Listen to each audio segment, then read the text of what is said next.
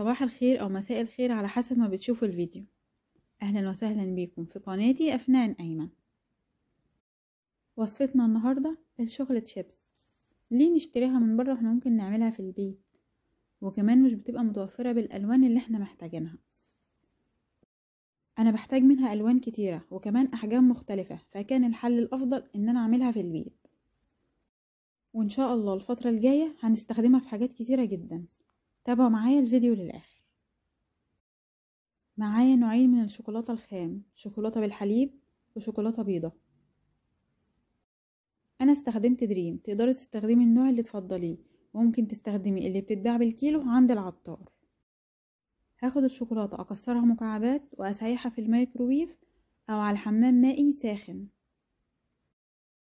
وبعدين اعبيها في كيس الحلواني بالشكل ده او كيس من اكياس المطبخ.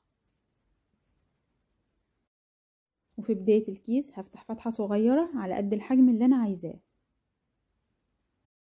متخليش فتحة الكيس كبيرة عشان الشوكولاتة بتبقى سايحة ومش هتقدري تتحكمي فيها. هجيب ورقة زبدة وابتدي اشكل.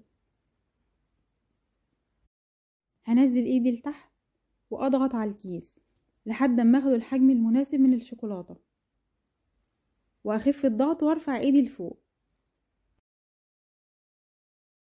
واستمر بنفس الطريقة لحد ما اخلص الكمية اللي معايا. واهم حاجة خلي ايدك سريعة وانت بتشتغلي، لان الشوكولاتة هتنشف معاكي بسرعة. انا هنا هشتغل بشكل عشوائي وايدي هتكون سريعة شوية. الطريقة دي مش هتخلي قطع الشوكولاتة قريبة من بعضها شوية، ولكن سريعة معايا، وخصوصا لو انا بعمل كمية كبيرة هتنجز معايا جدا.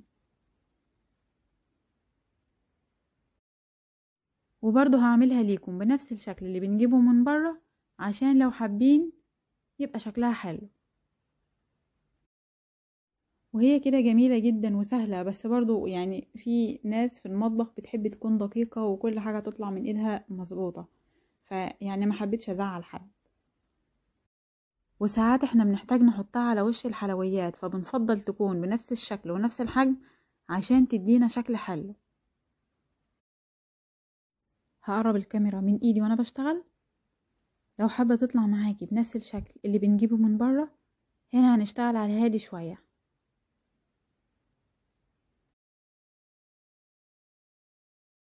الفرق بينهم بسيط. هنا هشتغل براحتي وهحاول ان انا اركز في الحجم ومرفعش الكيس غير لما اخد الحجم المناسب اللي انا عايزاه.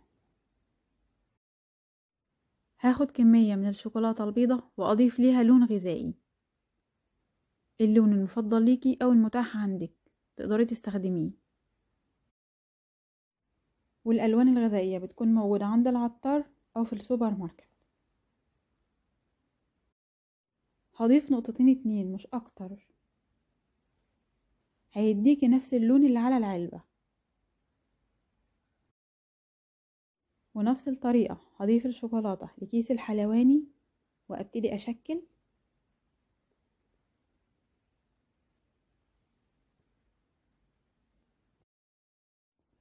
انا هنا عملت قطع الشوكولاتة حجمها صغير شوية، عشان انا كنت محتاجاها ازين بيها وصفة ان شاء الله الفيديو بتاعها هينزل قريب، وما كنتش حابة الحجم بتاعها يكون كبير.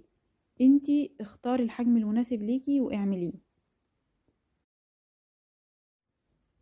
وهنا برضو نفس الطريقة هشكل لون تاني كمان. ممكن تبتدي بنقطة واحدة وتقلبي لحد ما توصلي للون اللي انت عايزاه، لان اقل نقطة زيادة من الالوان الغذائية بتغير الشكل تماما، ولما بتكون غامقة بتديكي شكل مش حلو. الشوكولاتة ما اخدتش معايا اكتر من 3 دقايق، وهبتدي اشيلها من على ورق الزبدة. هحفظها في علب او برطمانات في التلاجة